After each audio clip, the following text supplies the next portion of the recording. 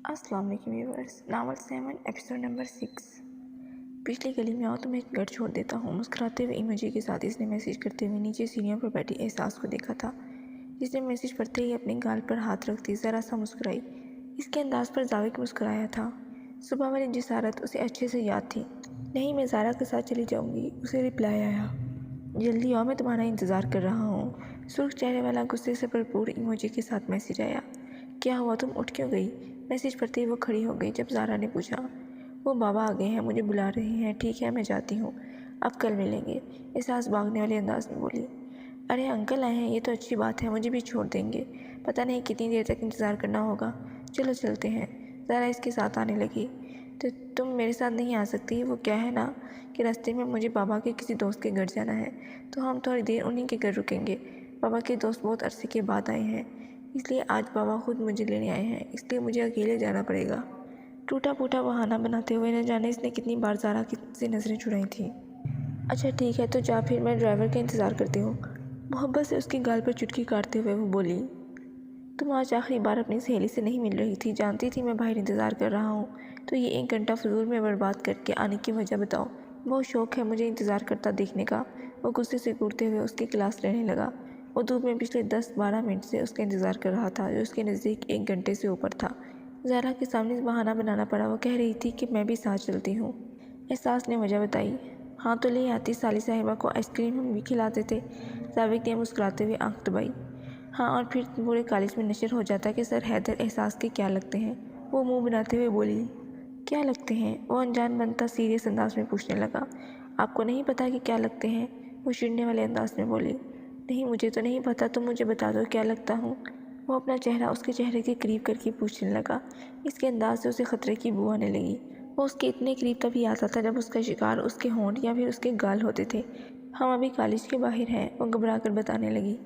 College से बाहर है ना, अंदर होते तो गलत होता कि सर हैदर अपने स्टूडेंट को अपनी मोहब्बत के जाल में फंसा रहे हैं। लेकिन क्या है ना जाने मन, कॉलेज की हदूद से बाहर तुम जावेद हैदर शाह की बीवी हो, जो तुम पर हर किस्म का हक रखता है। अपना हाथ उसके सर के पीछे से ले जाकर उसकी गर्दन पर दबाव डालकर उसे अपने करीब कर चुका था। मज़ाहमत का असर ना देखते हुए एहसास ने खामोशी से अपनी आंखें बंद कर ली, जबकि इसके लबों को अपनी उंगलियों से छूते हुए बेइख्तियार उसके लबों को अपना निशाना बना गया। इसकी शोर करती सांसों में अपनी बेताब सांसों को बसाए वो मदहोश हो चुका था। अपने लब उसके लबों पर जमाए हुए वो सारी दुनिया को भुला चुका था।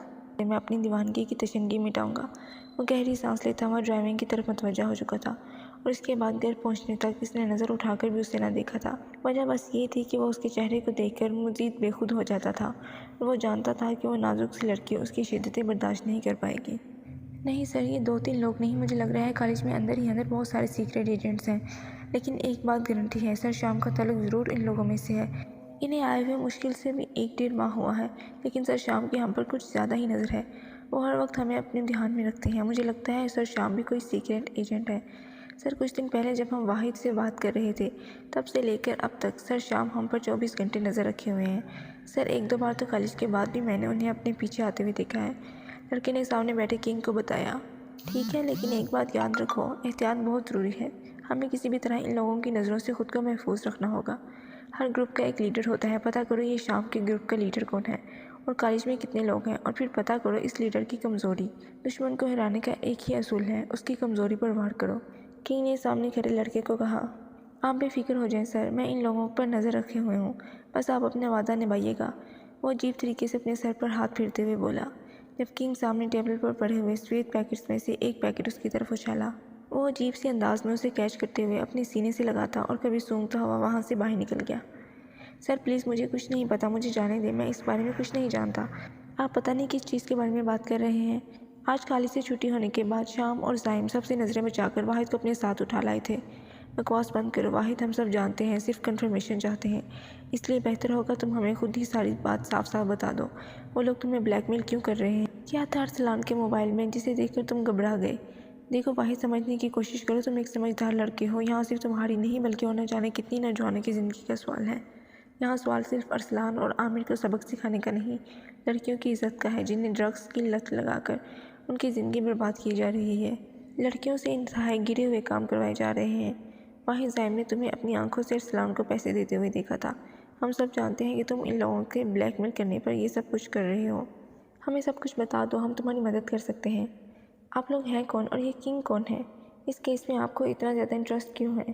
سر شاید آپ لوگ غلط سمجھ رہے ہیں، ایسا کچھ بھی نہیں ہے۔ ارسلان دوست ہے، اسے پیسوں کی ضرورت تھی، میں نے دے دیے۔ آپ کو ضرور کوئی غلط فہمی ہوئی ہے، اس نے گھبراہٹ چھپاتے ہوئے بولا۔ ہمارا تعلق ISI سے ہے۔ آج کل کالج میں ہونے والے غیر قانونی کام پر نظر رکھے ہوئے ہیں ہم۔ ہمارے دشمن انڈیا اور سری لنکا سے ڈرگس لا کر ہمارے ملک کے نوجوانوں کو برباد کر رہے ہیں اور ہم اپنے نوجوانوں کو محفوظ کرنا چاہتے ہیں۔ زاویق کی آواز پر واحد نے پلٹ کر اسے دیکھا۔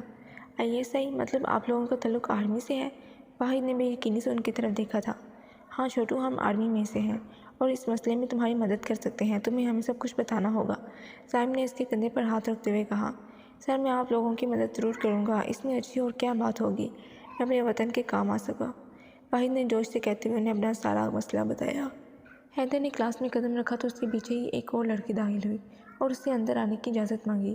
حیدر نے خاموشی سے اندر آنے کی اجازت دی۔ سر میرا نام حجاب ہے اور میں آپ کی نیو اسٹوڈنٹ ہوں، آج ہی ایڈمیشن ہوا ہے، وہ مسکراتے ہوئے بولی۔ ویلکم ٹو کلاس حجاب، بیٹھے بس لیکچر سٹارٹ ہونے والا ہے۔ حیدر نے پہلی بار کسی اسٹوڈنٹ کو مسکرا کر دیکھا تھا۔ وہ صرف نام کی حجاب نہیں تھی بلکہ اپنے خوبصورت چہرے کو حجاب سے کور کیے ہوئے مسکراتے ہوئے بہت پیاری لگ رہی تھی۔ اس کے اس طرح سے مسکرانے پر سدرا کے اندر جلن سی پیدا ہوئی، جسے اگنور کرتے ہوئے اس نے سرسری سی نظر اپنے آپ سے کچھ فاصلے پر بیٹھی احساس کو دیکھا تھا اور اس کو دیکھتے ہی اس کے چہرے پر ایک بڑی اسرار سی مسکراہٹ آئی تھی۔ کیا ہوا، تو پریشان کیوں ہے؟ زارا اس کے کان میں بولی۔ میں کہاں پریشان ہوں، بس اس لڑکی کو دیکھ رہی ہوں، اس نے سر سے پیر تک حجاب کو دیکھتے ہوئے سرگوشی میں کہا تھا۔ کتنی پیاری ہے نا؟ زارا نے اس کے کان میں سرگوشی کی تو اس نے غور کر اسے دیکھا۔ زاویق کر مسکرا کر اسے ویلکم کرنا احساس کو بالکل اچھا نہیں لگا تھا۔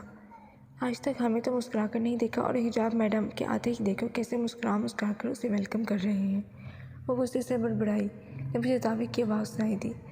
احساس تم پیچھے والی سیٹ پر چلی جاؤ، حجاب تم یہاں سامنے والی سیٹ پر بیٹھ جاؤ، نیو لیکچر سمجھتے ہوئے تھوڑا ٹائم لگ جائے گا۔ زاویق نے اسے دیکھتے ہوئے آرڈر دیا تو احساس نے کھا جانے والی نظروں سے دیکھا۔ آنکھوں ہی آنکھوں میں اس کا غصہ سمجھتے ہوئے زاویق بے اختیار مسکرایا جبکہ وہ منہ بناتی ہوئی پچھلی سیٹ پر جا بیٹھی۔ گھر آنے سے پہلے اس نے زاویق کو میسیج کیا، زارا آج اپنے بھائی کے ساتھ گھر جا رہی ہے تو آپ مجھے چھوڑ آئیں۔ اس کے جواب میں فوراً ہی زاویق نے میسیج کر کے کہا تھا، ڈرائیور کو بلا لو، میں بیزی ہوں۔ اس وقت سے لے کر احساس کا غصہ ٹھنڈا ہی نہیں ہو رہا تھا۔ اس کا دل چاہ رہا تھا کہ حجاب کا سر پھاڑ دے، جو ہر تھوڑی دیر میں کسی نہ کسی بہانے سے زاویق کے روم میں جا کر سوال سمجھ رہی تھی۔ گھر آنے کے بعد کھانا بھی نہیں کھایا، ماما نے وجہ پوچھی تو کہہ دیا طبیعت خراب ہے۔ صبح کالج جانے کا بھی کوئی ارادہ نہ تھا جب اسے حیدر کی بات یاد آئی، تمہیں ایک دن نہ دیکھوں تو دل تڑپ اٹھتا ہے۔ شرم کی سرخی اس کے گالوں پر کھلی تھی، لیکن اگلے ہی پل وہ اپنی سوچوں کو جھٹلا کر سونے کی کوشش کرنے لگی۔ کل کالج نہیں جاؤں گی، رہیں آپ اپنی حجاب میڈم کے ساتھ۔ وہ غصے سے واپس لیٹ گئی جب وہ موبائل پر میسیج آیا، گڈ نائٹ جان، آج اتنا بیزی تھا کہ تمہیں دیکھنے کا بھی وقت نہیں ملا۔ کل کالج کے بعد ہم دونوں لنچ کرنے چلیں گے، صرف میں اور تم، کل جلدی آنا۔ میسیج پڑھتے ہی وہ کھیل اٹھی لیکن پھر غصے سے فون رکھ دیا۔ میں کیا ہوں جلدی، جائیں اپنی حجاب میڈم کے ساتھ۔ منہ کے ٹیڑھے میرے ڈیزائن بناتی واپس لیٹ گئی، اس کا صبح کالج جانے کا کوئی ارادہ نہ تھا۔ ہیپی برتھ ڈے میری جان، لیکن تیرا برتھ ڈے تو کل ہے نا، آج سیلیبریٹ کر رہا ہے۔ ہوٹل کے خوبصورت سے ایریا میں اپنے لیے خوبصورت سا لنچ اور اس کے ساتھ ایک برتھ ڈے کیک آرڈر کر کے جیسے ہی وہ پلٹ کر فون بند کیا، شام نے پوچھا، یار پتہ نہیں کل احساس کے ساتھ وقت گزارنے کا وقت ملے کہ نہیں، اس لیے سوچا آج ہی اپنی احساس کے ساتھ اپنی برتھ ڈے سیلیبریٹ کر لیتا ہوں اور کل سے صرف کام کریں گے، اس نے اپنے سیکرٹ روم سے نکلتے ہوئے کہا۔ اب اس کا ارادہ سیدھا کالج جانے کا تھا اور آج تو وہ جلدی کرنا چاہتا تھا کیونکہ اسے پتہ تھا کہ احساس جلدی آ جائے گی۔ اس نے کالج میں قدم رکھا تو تھرڈ ایئر کے اسٹوڈنٹ کے بارے میں پوچھا تو پی اے نے بتایا کہ ابھی تک صرف ایک ہی اسٹوڈنٹ آئی ہے۔ وہ مسکراتا ہوا اپنی کلاس کی طرف گیا، اس وقت وہاں کوئی نہیں تھا سوائے احساس کے۔ دل تو اس کا چاہ رہا تھا کہ احساس کو بھی اپنے ساتھ لے جائے، لیکن یہ اتنا آسان بھی نہیں تھا۔ یہ کالج تھا اور اس کالج میں وہ دونوں ایک دوسرے کے لیے انجان تھے۔ اس نے خوشی سے کلاس روم میں قدم رکھا لیکن احساس کی جگہ حجاب کو بیٹھا دیکھ کر خاموش ہو گیا۔ السلام علیکم سر، کچھ کام تھا آپ کو؟ اسے اتنی جلدی کلاس میں دیکھتے ہوئے حجاب نے فوراً اٹھ کر اسے سلام کیا۔ وعلیکم السلام، نہیں کچھ کام نہیں تھا، تم کرو اپنا کام۔ It's okay. اسے کچھ کام میں بیزی دیکھ کر وہ فوراً ہی پلٹ گیا۔ شاید ابھی نہیں آئے لیکن تھوڑی دیر میں پہنچ جائے گی، اس نے اپنے دل کو سمجھایا، لیکن پھر ہر گزرتے لمحے کے ساتھ اپنا غصہ کنٹرول کیے وہ کل کی صبح کا انتظار کرنے لگا۔ آج کی رات اگر اس کی بیزی نہ ہوتی تو وہ اس کے ٹھیک سے ہوش ٹھکانے لگانے کا بھی ارادہ رکھتا تھا۔